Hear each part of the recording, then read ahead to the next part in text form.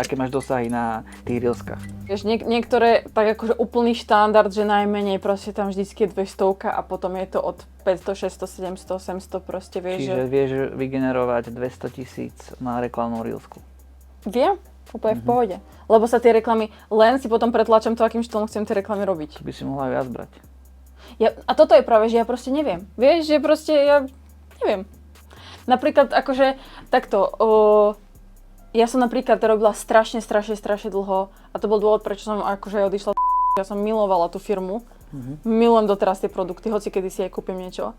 Ale tam som robila, že milión vecí za úplne že smiešnú sumu. Akože, ja už si ani späť nepamätám, čo to bola za suma, ale viem, že som si 3 roky v kuse vydupávala, že strašne...